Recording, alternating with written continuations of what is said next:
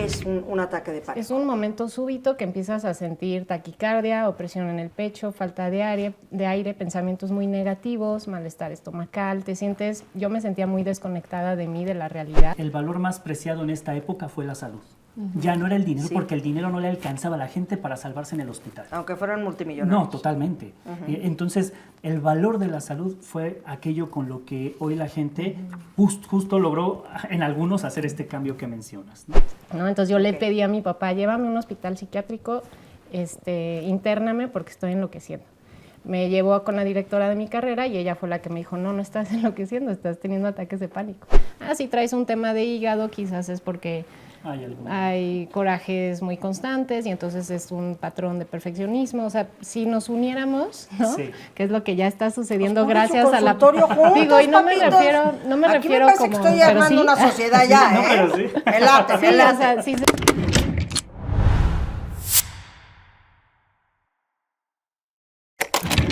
Bienvenidos una vez más a Isabel Lascurain Abre la Caja de... Primero que todo, agradecerles infinitamente que se suscriban, los likes, que compartan. Cada vez crece más la comunidad y se los agradezco de todo corazón. Hoy vamos a hacer un programa especial porque como ya estamos en épocas navideñas, a le vamos a llamar Los Tres Reyes Magos, porque son tres cosas muy importantes que hay que tener en la vida y sin duda alguna los Reyes Magos trajeron cosas muy importantes al niño Jesús, por supuesto, oro, incienso y mirra.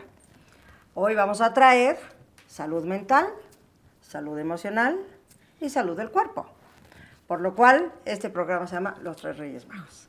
Y tengo a dos, fíjense que una parienta, me ando encontrando parientes por la vida, la psicóloga Fabiola Cuevas, que somos parientas por lo Cuevas, bueno, no por los Lascurain, ¿verdad? Exacto.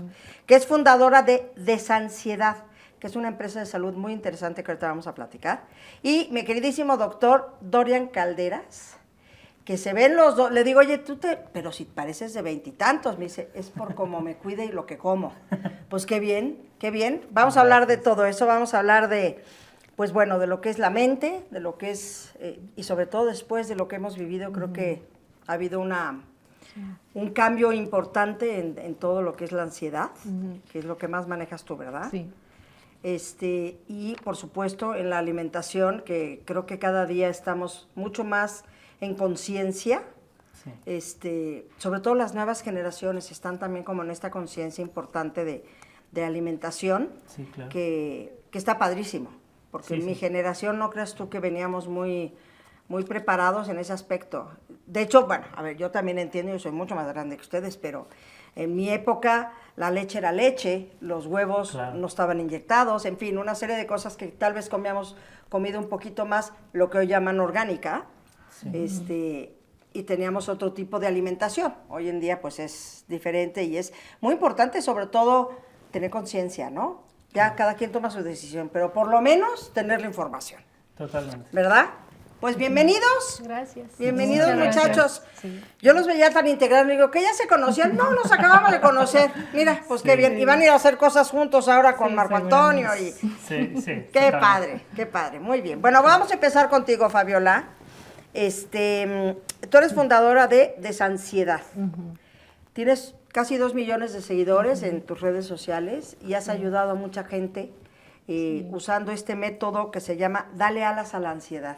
Exacto. Qué interesante. ¿Nos puedes contar? Sí, pues yo tuve ansiedad desde muy chiquita y como todos probando muchas cosas y muchas alternativas hasta que creo que por fin encontré justamente una metodología que se trataba de no pelear contra la ansiedad y de más bien abrazarla, correcto, escucharla, agradecerle, encontrar los mensajes que nos está trayendo y pasar a la acción, a cambiar las cosas que no funcionaban en mi forma de sentir, de alimentarme, en mis hábitos, en mi manera de relacionarme con los demás. Entonces, para mí la ansiedad fue una mensajera que transformó mi vida para bien.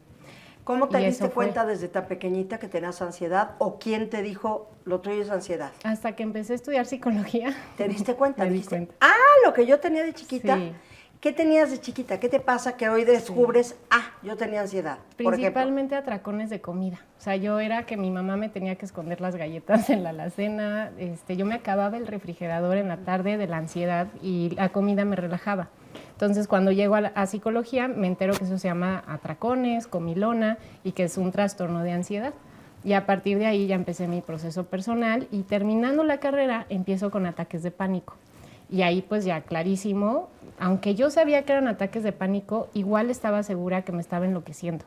Y todo el mundo me decía, no, son ataques de pánico. Yo no, me estoy enloqueciendo de verdad. A ver, ataque de pánico, vamos a tratar de descifrar lo que es un ataque de pánico. Es como falta de aire, como ¿qué es un ataque de pánico? Es un momento súbito que empiezas a sentir taquicardia, opresión en el pecho, falta de aire, pensamientos muy negativos, malestar estomacal, te sientes, yo me sentía muy desconectada de mí, de la realidad, como una visión así, ¿no? ¿Y como en lento o qué? Lento, sí, como desconectada, como grande, te sientes, hay una alteración en tu percepción y muchas sensaciones que realmente están sucediendo de me está pasando algo.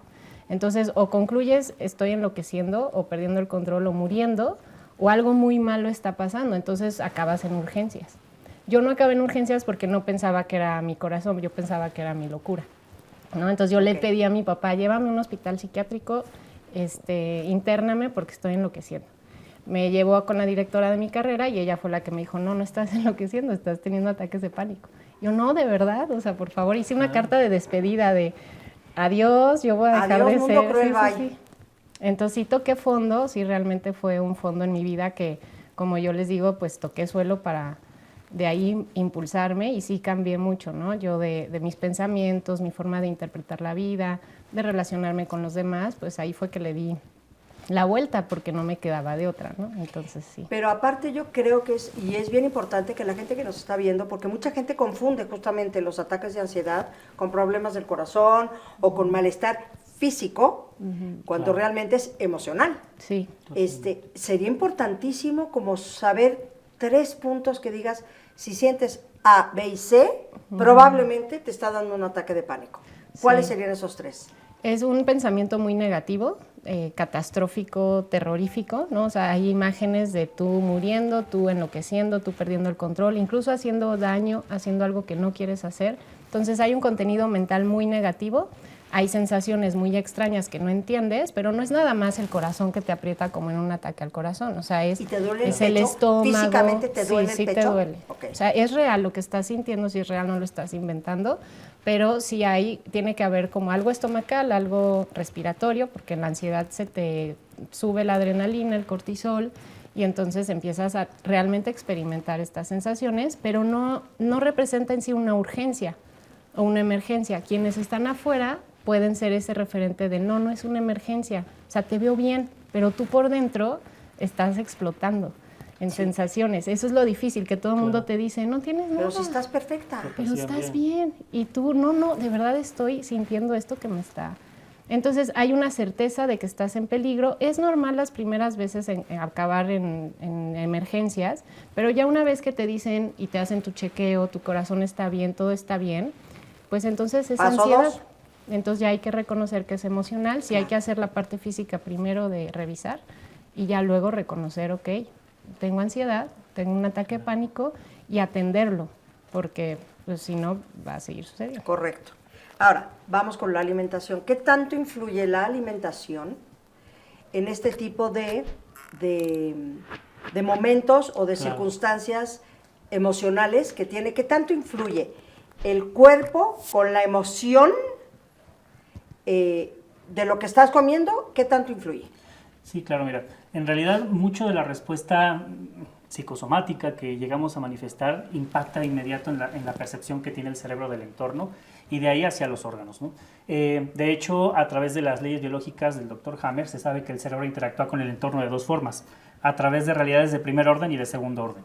Una realidad Hablarnos con manzanas, doctor? Sí. Ok, está bien. Una realidad que percibe el cerebro de primer orden es aquella que al interactuar con cualquiera de tus 5 sentidos te desencadena un estímulo. Ejemplo, cuando parten un limón, no se diga, si lo hueles más, hasta lo chupas y lleva salecita, ¿no? ¿Qué sienten aquí abajo? Sí, agrio, ácido, ajá. salivas, ¿no? Ajá. Y eso es real porque el limón te lo desencadena. Una realidad de segundo orden es lo que acabamos de hacer ahorita al salivar todos, y el limón no lo tenemos en este momento en la cabeza. ¿Pero por qué salivé? Porque el cerebro requiere experiencias. ¿Qué pasaría entonces si en lugar de un limón tú te pones en la mente tristeza, enojo, coraje, frustración, resentimientos, duelos, angustias, depresiones, tensiones? se te empieza a activar el órgano que el cerebro considera tiene que ser el más apto para desencadenar una respuesta de supervivencia. El cuerpo lo único que busca es inflamar, regenerar, cicatrizar y curar. Las respuestas inflamatorias... Otra vez, ¿el cuerpo qué? El cuerpo lo único que busca es inflamar, regenerar, cicatrizar y curar ante cualquier proceso de daño. Por consecuencia, si ante alguna situación de estrés el cuerpo activa un mecanismo de alerta, y ya lo acaba de explicar perfectamente el cuadro, ante un mecanismo de ansiedad, el cuerpo va a reaccionar dependiendo de la capacidad que también tiene a nivel fisiológico de adaptación a las circunstancias.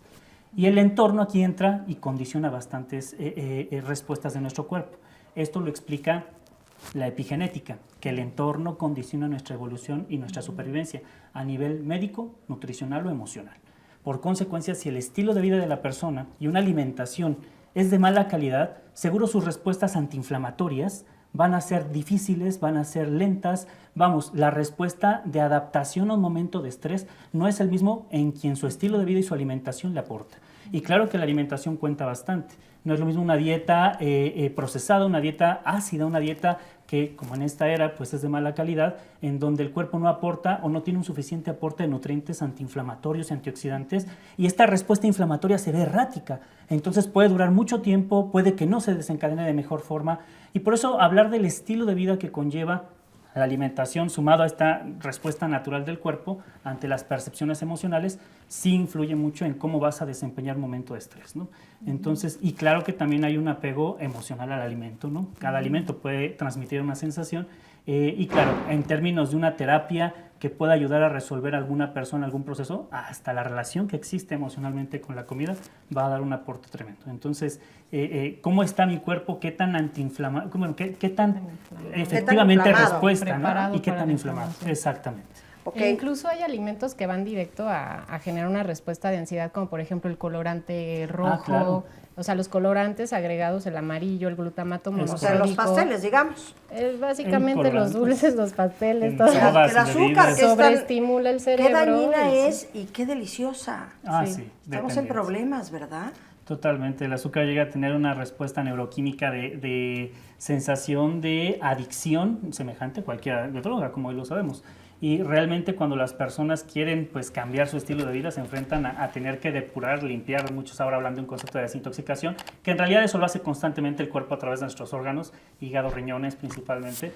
Más bien es un síndrome de abstinencia, ¿no? Es correcto. O sea, pasas por una abstinencia del azúcar y ahí sube la ansiedad y entonces dices, no, mejor regreso al azúcar porque me la baja. Es correcto. Y esa respuesta inflamatoria o antiinflamatoria entonces se debilita.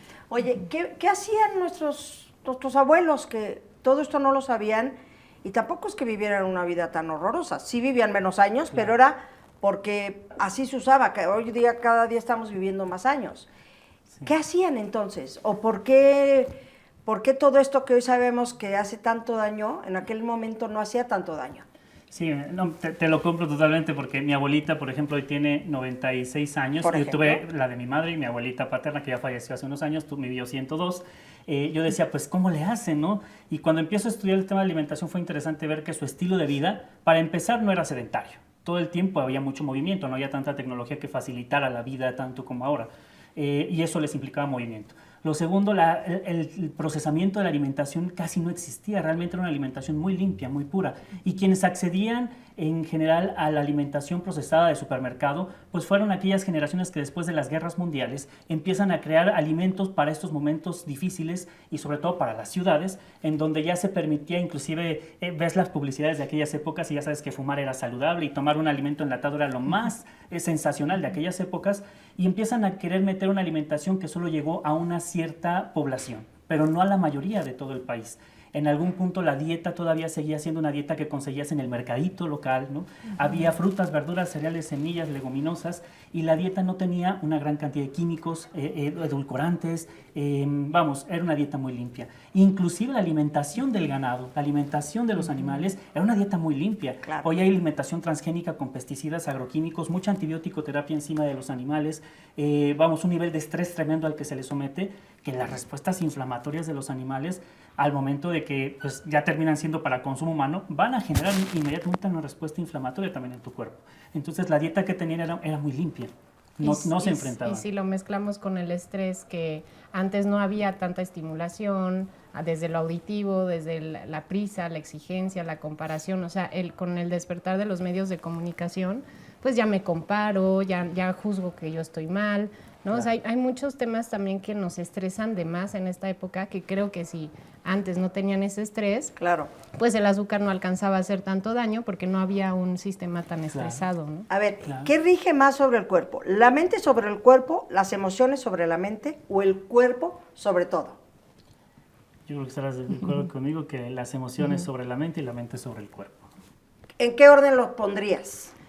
Pues es que con lo que ya se Sí. sabe del intestino ahorita, o sea, yo Sí, te la diría, microbiota. hay 3 cerebros que tenemos, el cerebro que está en la cabeza, el corazón y el los intestinal. intestinos. Entonces, en todos tenemos neuronas inteligentes, todos son como un comando de decisiones, entonces están los 3 en constante comunicación. Y si alguien puede dominar al otro, pues sí sería yo creo que la mente sobre el cuerpo, porque la mente puede llegar a regular tu ritmo cardíaco, pero si no tengo la microbiota necesaria, Claro. va a estar difícil. Entonces, si yo tuviera que priorizar La alguno, podría ser microbiota la mente. está en los intestinos, En ¿correcto? todo el cuerpo. En todo La el cuerpo. microbiota cuerpo, existe, sí. hay distintos Pero tipos la de memoria microbiota. está en los intestinos, ¿o por qué hoy tenemos tan importantes los Es que el intestinos? segundo cerebro del cuerpo no es el intestino porque está plagado de sistema nervioso. Hay muchas Ah, neuronas en ok, él. ok, Entonces, ok. cualquier sensación que perciba o cualquier alimento que perciba pues, les lleva una respuesta neuroquímica que nos pone en alerta. Pero si en algún punto podríamos poner a todos al mismo tiempo y dependiendo del estilo de vida, si en algún punto llega algo que por alimentación de mala calidad me llega a inflamar, puede haber un proceso de estimulación cerebral y con estrés. Y por el contrario, mucho de la mente puede condicionar que el intestino también se inflame. De hecho, Ok. a nivel de neurociencia, mucho de las respuestas del intestino y del estómago tienen que ver bastante con estos bocados que son digestos o indigestos para la percepción cerebral, ¿no? Y ante situaciones que no trago y no tolero, el intestino se puede inflamar.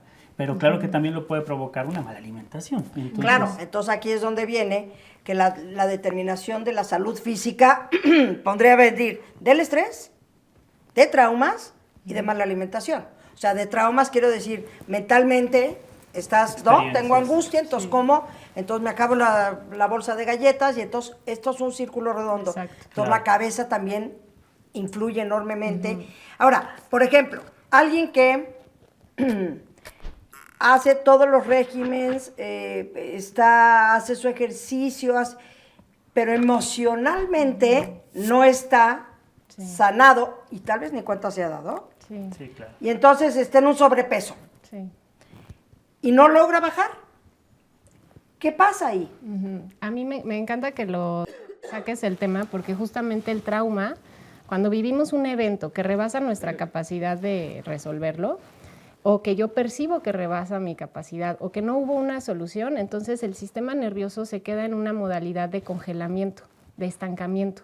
Y esto es muy reciente y tenemos que difundirlo mucho porque si el sistema nervioso está en congelamiento, va a afectar el sistema inmunológico, no va a permitir que haya un equilibrio orgánico. ¿Qué quiere Y decir que con muy reciente? es reciente porque apenas autores como por ejemplo Stephen Porges, que habla del nervio vago, la teoría polivagal, se está descubriendo que realmente un evento traumático se almacena en tu cuerpo, que no importa si pasó a los 3 años, en el vientre materno, o sea, desde el vientre materno traemos esa memoria y eso condiciona mucho nuestra salud.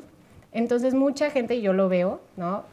Se mete a todas las terapias, hace de todo, pero no resuelve porque no ha ido a liberar la memoria de trauma de su cuerpo. ¿Y cómo se hace eso? Tenemos que hacer una terapia donde puedas entrar en estados donde te sientes a salvo, porque si no me siento a salvo, ¿En hipnosis, no por voy ejemplo? a poder. No, es cuerpo. Entonces tenemos que temblar, sudar, sacudir. Experiencia somática, Experiencia somática. Esto es la No experiencia estoy entendiendo somática. nada. A ver, explícame eso con manzanas. Por ejemplo, yo tuve tuve un trauma de desarrollo. Hay 2 tipos de trauma. Accidente sería un trauma sencillo, bueno, no sencillo, simple, o desarrollo, ¿no? Pues crecí con un ambiente familiar difícil, etcétera. Ok. Entonces yo tuve como muchos microtraumitas que me fueron congelando, me fueron llevando a esta memoria de trauma y entonces en terapia... ¿Sin darte cuenta? Sin darme cuenta, Claro. sí.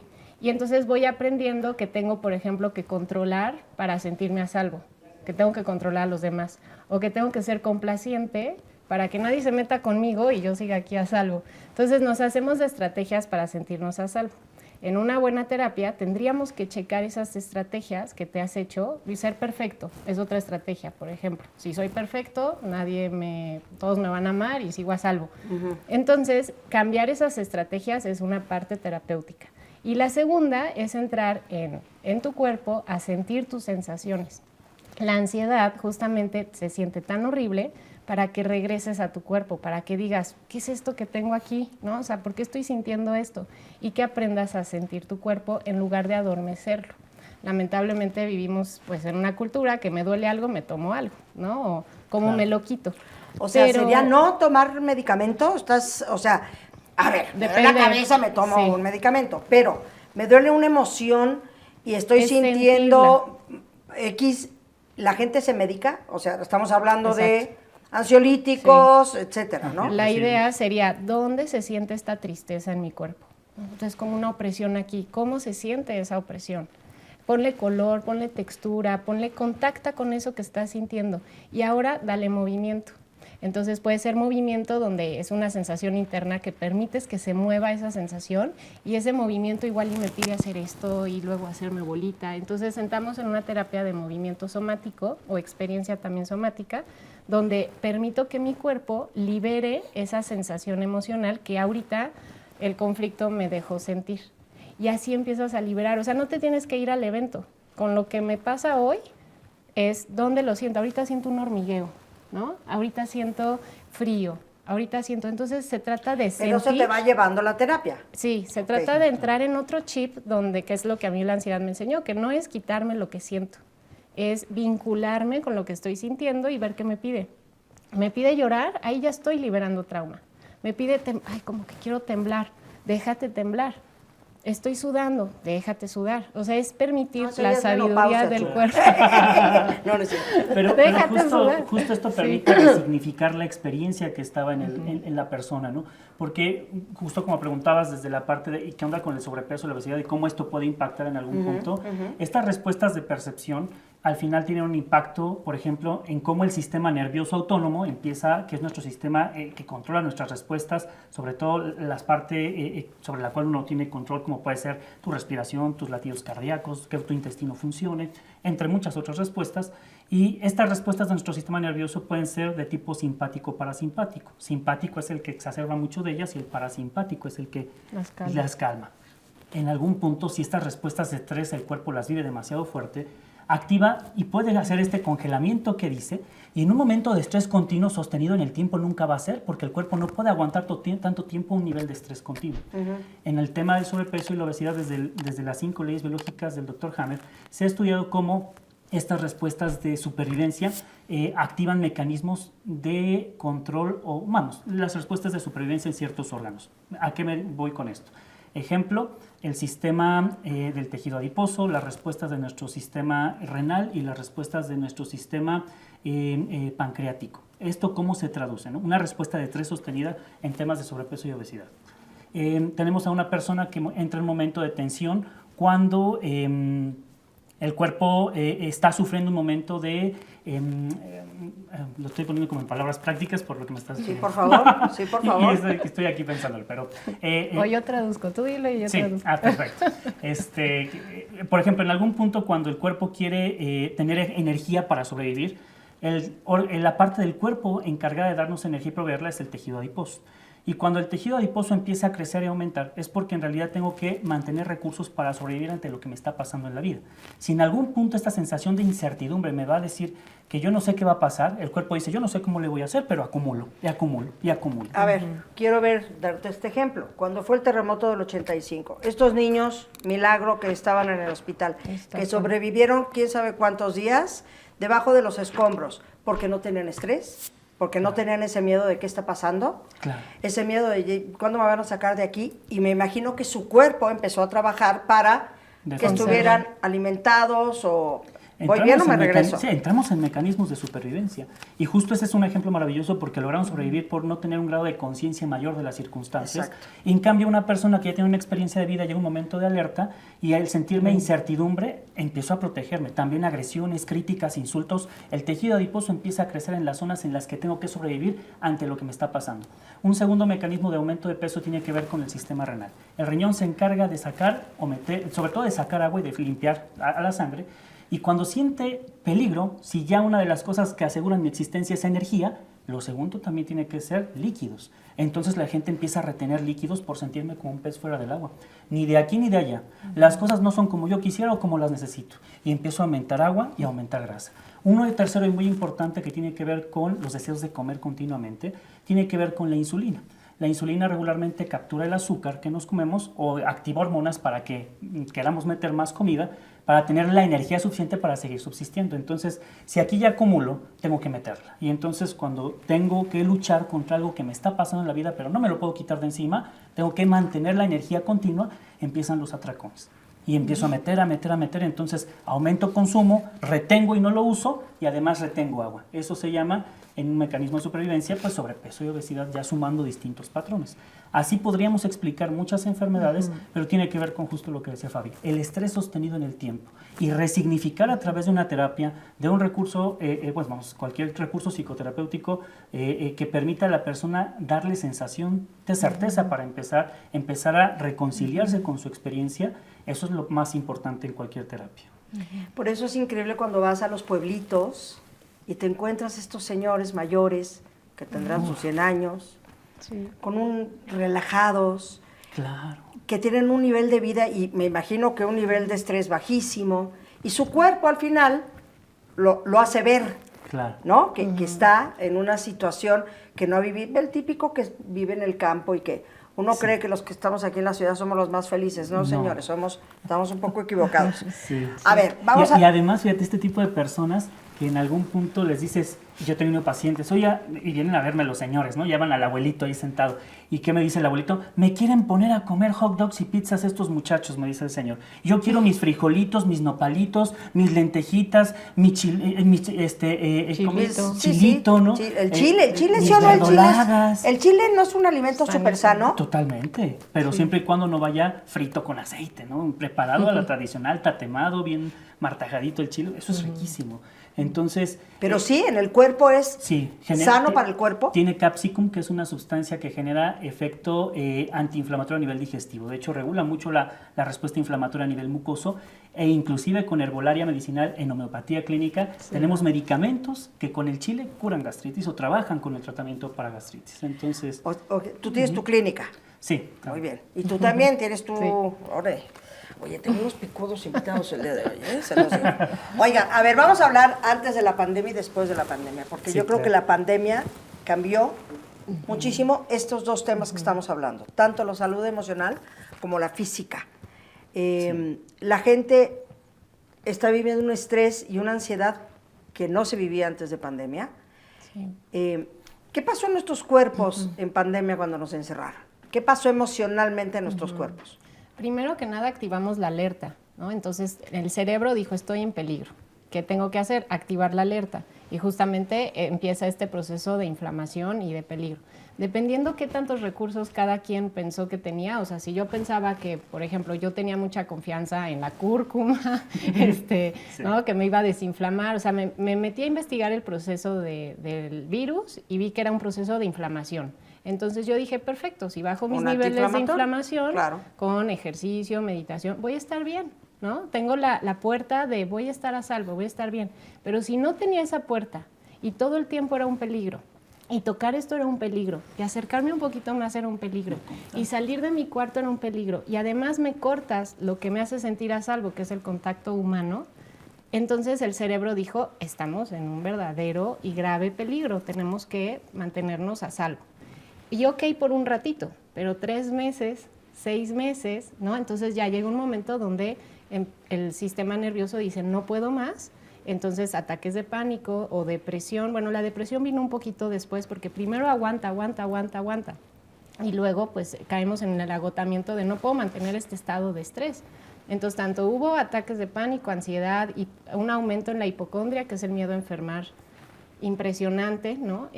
Obviamente la revisión de los síntomas, ¿no? Ya tengo esto, seguro ya me dio, no puedo, ya abracé a mi abuelito ayer, va a ser mi culpa.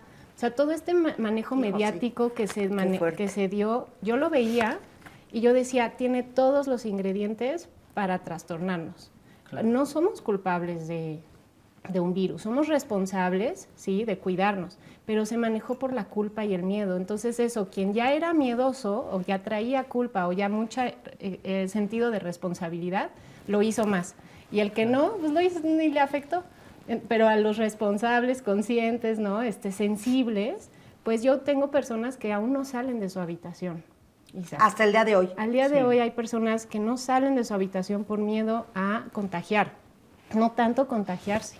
Entonces fue miedo a contagiarse, miedo a contagiar, miedo a lo desconocido, ¿no? Y a la incertidumbre de qué va a pasar, sumado al no contacto físico, a problemas económicos que también afectó muchísimo, ¿no? La presión, el tener a los hijos en casa, el cambio de dinámica, o sea, todo fue para ¿Diste terapias muchísimo. en pandemia? ¿Dabas terapias por Zoom o algo así? En pandemia tripliqué a mi equipo, todo se triplicó porque fue como si el mundo entró en crisis emocional y de ansiedad. Y pues sí fue mucho trabajo de atenderlos y ahí es que yo pude notar esto, ¿no? Qué tan a salvo yo me sentía o qué tantos recursos yo tenía, dependía mi nivel de respuesta de estrés a todo esto. A todos nos afectó, pero qué tanto era cómo yo interpreto esto que está pasando y si encuentro soluciones o no. Pero eso ya depende si yo como persona venía de un esquema de, si yo traigo trauma y estoy congelado y ¿no? Pues menos recursos iba a encontrar. Claro. Entonces exacerbó o aumentó lo que ya muchos ya traían ansiedad, pues esto les botó. El que no traía, pero tuvo muchos problemas, le botó. Entonces sí fue muy, muy claro para mí el aumento. En algunas estadísticas se habla de 300% el aumento en trastornos mentales. Híjole. Y mucho. Y después de pandemia empezamos con la depresión, ¿no? Porque ya... Y de ahí viene tanto suicidio. Y de ahora pues el aumento en suicidios. ¿O no? Es lamentable, pero sí. Sí, es que cada día oyes a más gente cercana, conocida, que dice, oye, fulano, qué barbaridad. Y súper jóvenes. Y si comprendemos esto del pico del estrés, que lo sostuvimos, nuestras glándulas suprarrenales son las que mantienen el estrés y se agotan. Claro. Llega un momento que dice, ya no puedo darte más adrenalina. Y además no la estás usando porque no estás resolviendo, no estás corriendo, no estás resolviendo. Estás en tu casa viendo que hoy en número rojo cuántos fallecieron. Entonces más adrenalina, más adrenalina, más adrenalina. Entonces las glándulas se agotan y ahí es donde entramos en depresión. Y ya realmente no tengo energía para pararme de la cama, ¿no? Sí, la depresión, me decía ayer una persona, es que como yo no he vivido nunca este tipo de cosas, me cuesta mucho trabajo, le digo, es que no tienes voluntad, porque me contaba de una amiga que todo el mundo le dice que tiene que ayudarse, que no sé qué, y entonces me dice, me desespero porque veo que no hace nada, le digo, es que no tienen voluntad. No tienen energía. La voluntad, no hay energía. No hay energía, entonces no hay voluntad de decir, me voy a levantar y a subir las escaleras, porque no tienen la voluntad emocionalmente. Ahora, y fisiológicamente, porque la adrenalina agota tus reservas de glucosa en 2 a 3 horas.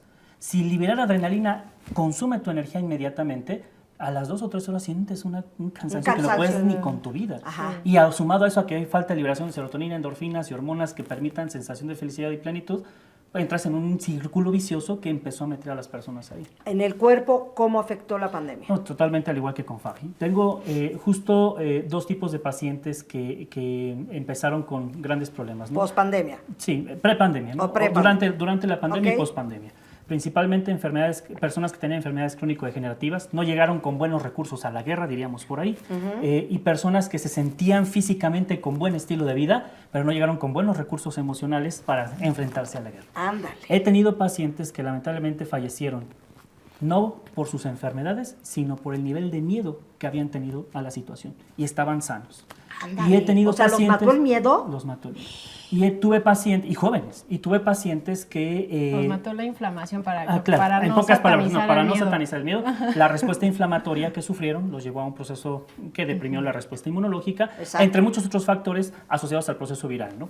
Que evidentemente cuando entra el virus no encuentra condiciones en la persona para poder defenderse y el tema a nivel psicosomático impacta. Y otro tanto de grupo de pacientes que evidentemente por su estilo de vida tenían enfermedades crónico-degenerativas y también fallecieron, pero casualmente había personas que estaban controladas. Y tuve personas que ni una sola gripa durante toda la pandemia padeciendo diabetes, hipertensión y sobrepeso. Yo decía, ¿de qué se trató esto?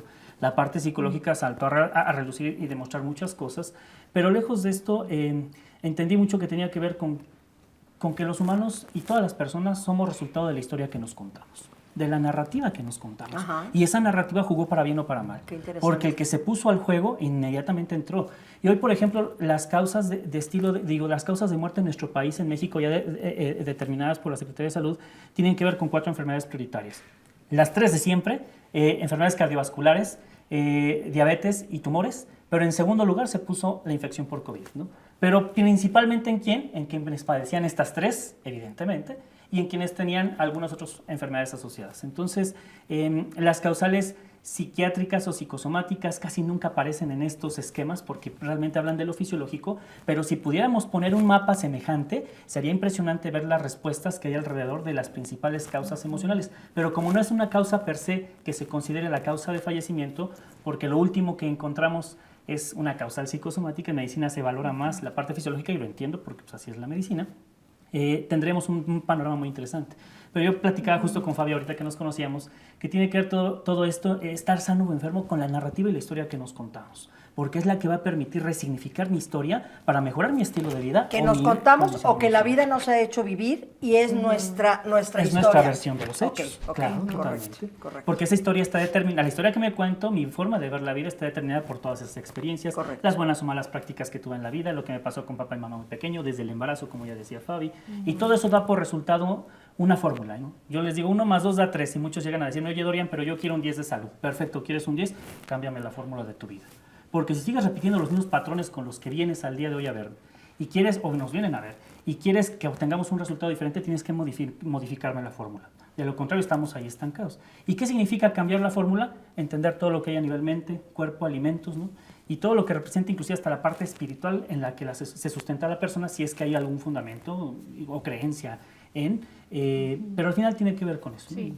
Y es a lo que voy. Yo creo que después de pandemia, sin duda alguna, la gente, en su mayoría, buscó estos caminos. Este camino de introspección, Sí. de meditación. Hay muchísima gente que empezó a meditar en pandemia porque justamente necesitábamos tener este mecanismo de estoy bien, estoy bien, estoy bien, pero realmente yo empecé a meditar, clases de meditación profunda en pandemia. Claro. Empecé a hacer yoga en pandemia. ¿Sabes? O sea, siempre he sido de un régimen alimenticio sano. Yo no me gusta decir dieta porque no. A mí mi hijo me dice, es que todo en la casa es de dieta. No, todo es sano. Claro. Es diferente. No es que sea de dieta. Claro. Es más, lo de dieta trato de evitarlo. Todo lo que es light y todas esas cosas, trato de evitarlas. Pero a lo que voy es, creo que la gente tuvo esta conciencia. Hay quienes se fueron a esta conciencia Totalmente. y hay quienes se quedaron en el otro y dijeron, así soy yo, esta es mi vida y se acabó. Lo Sí. que estás diciendo. No, y justo porque el valor más preciado en esta época fue la salud. Ya no era el dinero, Sí. porque el dinero no le alcanzaba a la gente para salvarse en el hospital. Aunque fueran multimillonarios. No, totalmente. Entonces, el valor de la salud fue aquello con lo que hoy la gente justo logró en algunos hacer este cambio que mencionas, ¿no? Sí. A ver, vamos a hablar rápidamente de la somatización. Cuando uno tiene un trauma emocional de alguna forma que no lo está visualizando o teniendo claro, el cuerpo reacciona Sí. para decirte, ojo aquí, Exacto. Sí, claro. Sí. ¿estamos? Sí, el cuerpo es el mensajero, ¿no? Podríamos decir que el cuerpo ¿Qué es el qué sabio es mensajero el cuerpo? de lo que no vemos o no sabemos. Entonces, por eso no se trata de, ay, mendigo cuerpo, ¿cómo te cambio, no? Más bien es, wow, cuerpo, ¿cómo te escucho? Claro. Porque él está trayendo todos los mensajes de cosas que no sé. Y por eso igual yo así digo, la ansiedad es una mensajera. Cuando empiezo a sentir cualquier intento de ansiedad, digo, ¿de qué no me estaré dando cuenta? ¿No? ¿Qué emociones estoy callando? ¿A qué estoy diciendo que sí, que realmente no quiero? ¿En qué me estoy descuidando? ¿Qué hábitos he dejado de hacer? O sea, haces una revisión y entonces dices, ya entendí por qué me dolía aquí, ¿no? Hice un coraje al mismo tiempo que me dio el frío, yo qué sé, ¿no? Y entonces el cuerpo te da las señales de por dónde ir para regresar a tu equilibrio. Y creo que eso hemos de comprender, que el cuerpo es mucho más sabio que nuestra cabeza. Creo que son 400 millones de años extra. Y el sistema, ¿no?, frontal creo que tiene... Más desarrollado. Sí, o sea, es muchísimos, 400 millones de años más de sabiduría en lo que tú no controlas de tu cuerpo. Y que él sabe controlarlo, él sabe regularse.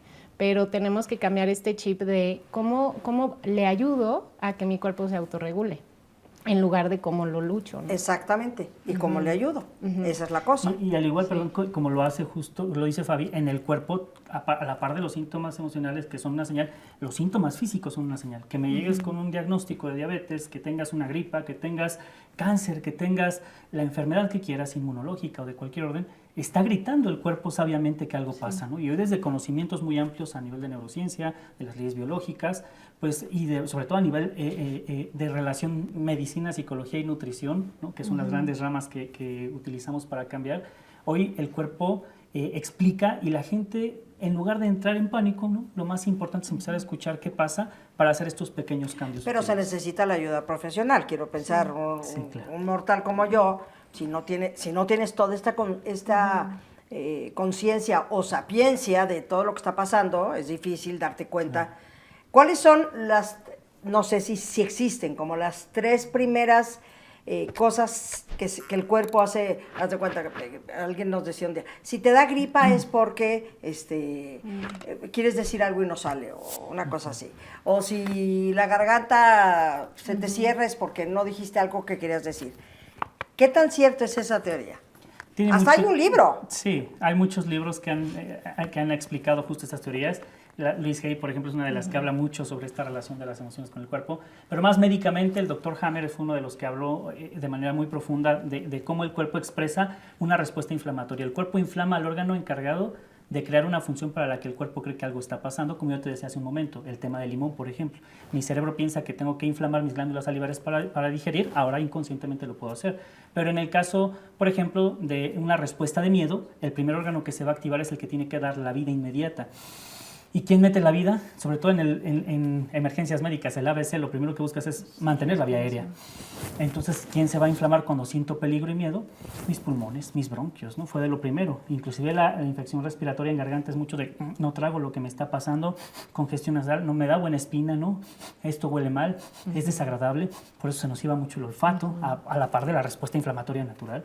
Y claro que hay muchos factores ambientales, toxicológicos, ¿no? El estilo de vida, nutricionales, eso cuenta. O sea, no es que todo dependa solamente de la mente, sino también de aquello a lo que nos exponemos. Claro. Otra vez, la epigenética. El entorno condiciona mi evolución y mi supervivencia.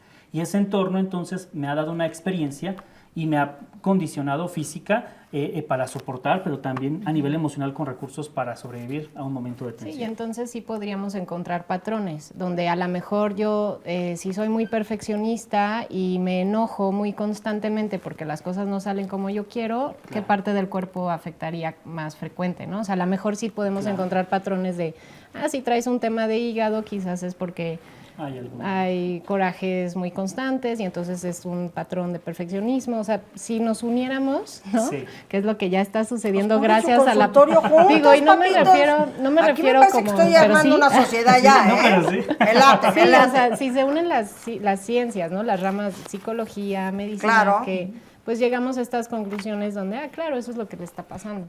Claro. Pero me preguntabas estos puntos principales de cómo, hacia dónde, y yo sí quiero hacer énfasis que uno de los primeros puntos para recuperarnos es sentirte a salvo, porque puedes hacer lo que quieras, pero si estás en una sensación de, es que si no lo hago voy a estar en peligro, no va a servir. O sea, si haces la mejor dieta o el mejor cambio de vida porque tienes miedo de que no funcione y te mueras, entonces no va a funcionar del todo porque sigues en un estado de alerta. Entonces, a mí me gustaría pues decirle a todos los que nos escuchan, por favor, que lo primero que hay que trabajar es qué necesito para sentirme más a salvo. pues a lo mejor tengo una relación donde me critican todo el día y me siento en peligro de que no sé a qué hora me va a criticar. Oye, pues hay que resolver esa relación o poner límites o decir que no o buscarte un espacio más seguro. Yo es de las primeras cosas que hice, me fui a un refugio, me fui a un lugar seguro donde poder sanar, porque en el ambiente, y esto lo decía Luis Hay, pero creo que es de antes, alguien lo dijo antes, que no podemos sanar en el mismo espacio o ambiente que nos enfermó. Claro, Entonces tenemos y tiene que lógica, revisar La fórmula no qué me cambia. hace Ajá. sentir en peligro. Ah, es que pienso que si no voy a ser exitoso no me van a amar. Vamos a cuestionar eso, porque eso te hace sentir en peligro.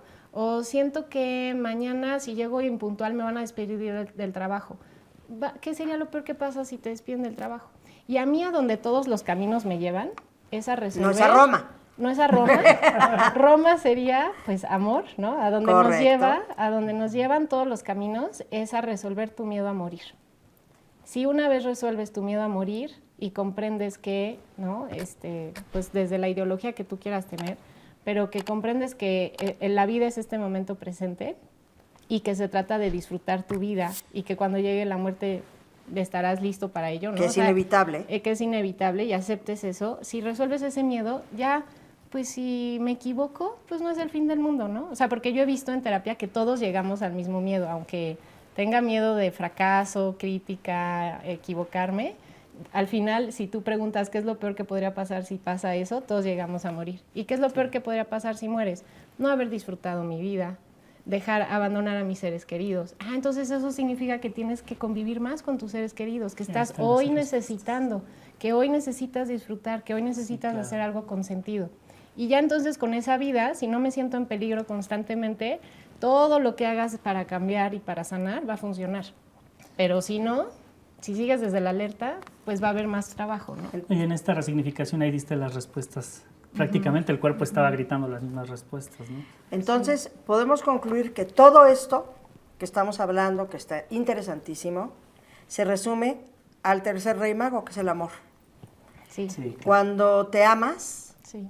cuando te aceptas, cuando te respetas, cuando amas tu cuerpo, cuando honras tu cuerpo, ¿qué es lo que dices? Hazle caso al cuerpo, ¿qué es lo que dices? Algo te está diciendo el cuerpo que tienes que atender y sepamos estar alertas buscando la finalidad que es el amor a mí mismo y el amor a la gente que está a mi alrededor, Claro, totalmente. que creo que es lo más importante. Entonces, Yo sumaría que en la parte de justo en estas claves de evitar la incertidumbre y el miedo, una de las formas que ha facilitado mucho a muchas personas es, y sobre todo a mis pacientes también y a mí mismo, tiene que ver con evitar vivir las cosas en soledad, de manera inesperada y angustiante.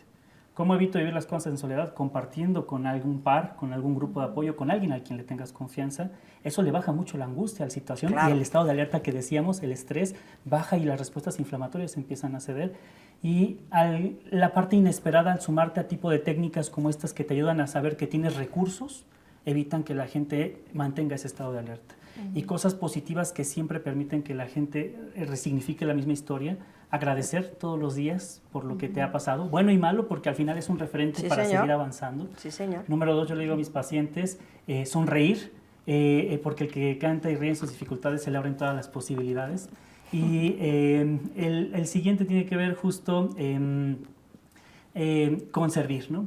Porque con los buenas o malas, con todas las Ayudar a competencias tu con las que prójimo. has venido, ayuda a los demás, porque ahí vas a encontrar una sensación de gratitud y plenitud o de felicidad por apoyar a los terceros. Qué lindo, justamente les iba a decir que me dieran 3 o 4 pasos que recomendaran para esto. Y, por ejemplo, rápidamente, ¿es verdad que la bolsa de Straza, a la hora en que tienes ansiedad, te ayuda a medio tranquilizarte? A mí no me gusta mucho. Es un recurso en urgencias. A ver, médicas. estoy hablando de, vas en el coche, estás en el tráfico, segundo piso, te quieres bajar, te está dando un es que ataque de ansiedad, ¿qué haces? ¿Sabes por qué no me gusta? Porque parte de él, mi cuerpo le está pasando algo malo a mi cuerpo y tengo que resolverlo. Entonces sigo reforzándolo, estoy en peligro. Si estoy en una emergencia médica, donde hay cuestión médica, a lo mejor sí. Pero si es emocional... Si estoy en el segundo Exacto, piso, sí. con un tráfico horroroso y me está dando un ataque de pánico y me quiero salir del segundo piso, ¿qué hago? Lo que yo más recomiendo es, haz una pausa de lo que estés, porque muchos quieren seguir hablando o quieren seguir yendo a donde van, ¿no? O sea, es como, haz una pausa y ponte en un rincón donde, en ese momento, en el elevador, ¿no? Vete a un rincón y permítete sentir el no poder respirar como quisieras respirar. sé que es muy Y difícil. respirar. Ajá, después, porque es que si estoy tenso y No quiero puedo respirar, respirar, claro no que puedes no, respirar. claro que Entonces, no. por eso todo el mundo te dice, pero no puedo respirar en un ataque de pánico. Entonces siente el hecho de que no puedes respirar. Y casualmente ahí activamos una zona en el cerebro que manda la señal de relaja hombros, abre pecho y ahora sí ya puedes respirar de forma natural. Es confiar que tu cuerpo sabe lo que está haciendo. Eso es Confiar en tu cuerpo. Confiar en tu cuerpo. Entonces, pero no puede respirar mi Qué cuerpo. padre. Tu cuerpo va a saber salir de ahí. Déjatelo sentir. Y al hacer eso, empiezas el mecanismo de autorregulación. Pero no puedo respirar si estoy apretada. Claro. Entonces es, ok, ¿cómo se siente mi cuerpo ahorita? Ah, ya, ok. Y entonces ya puedo empezar a cambiarlo, porque lo sentí. Si no lo siento, no lo puedo mejorar. Oigan, he sido tan feliz. Dorian, gracias, prima. Oigan, bueno, van a salir acá abajo las plaquetas con sus datos, para quien quiera contactarlos. Y como esto se llama, abre la caja de, pues vamos a abrir una caja de estas. Sí. Y cada quien escoja una y me la da. Ah, perfecto. Ok. Me llamo esta. Usted la 5. ¿Cuál te paso? La 3. ¿La 3? Sí. Va que va. Venga, vamos, primero las damas. Adelante. Ok, vamos a ver. ¿Cuál es la persona más importante de tu familia? Wow. Está difícil. Está difícil. La persona más importante de mi familia, mira, de inicio pensé en mí, porque soy parte de mi familia. Correcto. Y si no estoy bien yo, pues no puedo estar bien con los demás. Pues tú. Ay, mira qué bonita respuesta. ¿Viste? A ver, doctor. Sí. Dice, un momento de ataque de risa incontrolable. ¿Qué te hace reír? Mi bebé. Cuando empieza a decir cualquier palabra que va aprendiendo o tiene una experiencia o un aprendizaje, se admira de lo increíble que es el mundo. ¿Qué Mi edad bebé tiene? Es una niña de 2 años. Entonces ahí, ese es tu... Sí, y cuando es junto con su mamá, mi esposa, que estamos todos juntos ahí en familia y que hace algo y que nos saca unas carcajadas por algo tan simple que es la misma vida explorada por ella, eso junto a mi esposa nos hace sentir increíbles. Fabi, Gracias. gracias. Muchas Gracias, gracias. Doc. Muchas Y de verdad yo creo que a muchísima gente nos ayudó el escucharlos y bueno, pues ya les llamarán. Sí. Oigan, díganles que hablan porque vieron Abre la caja de... Digo, eso está Claro, padre, claro. ¿no? Sí, claro. Con Pues mucho muchas gusto. gracias. Les agradezco por la muchísimo, invitación. felices Igualmente. fiestas, Gracias, Igualmente. igualmente. que tengan un 2023 lleno de cosas lindas y de muchas bendiciones. Muchas gracias. Así Que va a Dios ser. los bendiga. Gracias. Y a ustedes Igualmente. muchísimas gracias por haber estado. Nos vemos la semana que entra.